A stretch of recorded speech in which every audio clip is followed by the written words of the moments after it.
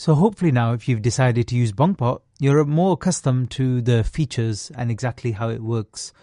But in this video, I'm going to give you a few more advanced tips when it comes to using Bonkbot, and mainly just covering some of the other features that you may need to use at some point.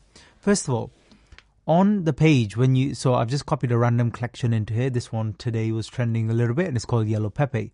So I copied it into here, and sometimes on a new collection, as I've shown you, Deck Screener doesn't have all of the socials. So you have to go to Bird Eye and things like that. This is actually faster to actually copy it into Bonkbot, believe it or not, and then click on this Bird Eye button and then it will open in your browser tab. That's sometimes a quicker way to actually do it. Next thing, when you're on your wallet, so if you want to go to your wallet, for example, you just do /wallet like that, or you'll see it at the top in settings anyway, and then click enter.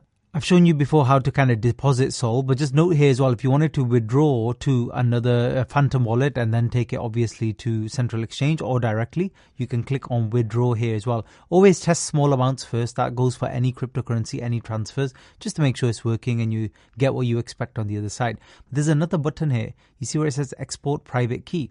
So if you ever wanted to, obviously we're in a bot right now on Telegram. If you ever wanted to transfer this back to Phantom on your Chrome extension, so what you could do is you could actually import a new wallet, and you will take this private key and then it shifts it onto Chrome.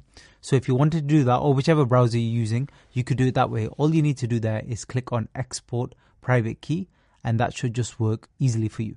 Next step, I'm back in this particular collection, and let's just say, well, let me just buy some for argument's sake. So let's say I'm buying XSOL, so just put, let's say 0.1. So but we'll buy a tiny amount right now, and this is live. Now, the other thing is, if you're ever in two positions, sometimes you can get a little bit lost on Bonkbot because you're trying to sell one position. You're like, where the hell is the other one? So you're refreshing the page and you can't find it. So for example, for this one, I'm refreshing it and I can see at the top, I'm, a few percent down at the moment. Nearly break even now. And let's say if I wanted to sell it, but let's say I was in another position as well, I can actually click previous and next, and I can scroll through whichever position. When you find position you want, you can just click the button. So let's say I want to sell now, I can go ahead and sell. I've got the settings here, but if you ever need to quickly get back to settings, you can just / type in settings here, and then it should pop up there, and then you could click on that too. Another tip, when you're getting more comfortable, you can change the buttons. So you can see here, I have them a little bit different every time we kind of discuss, we have a tutorial and I show you Bonkbot. So sometimes it's 1 and 2 Sol. Sometimes I might have it 2 and 5 if I know there's a big collection coming up or I'm a little bit more confident. The sell button, sometimes I change as well. I don't really mess with everything else. But another tip for you is, if you're struggling and you've had a few bad trades, just remember as well, the market could just be going through a general dip anyway. So just generally, or you're getting a lot more down trades on meme coins than up trades on any given day. You must slow down your trading. So one good way to do that is these buy buttons. If you're using Bonkbot, reduce it right down. So change the left button to 0.2 and the right button to 0.4 or even lower. Whatever your normal is, cut it by half.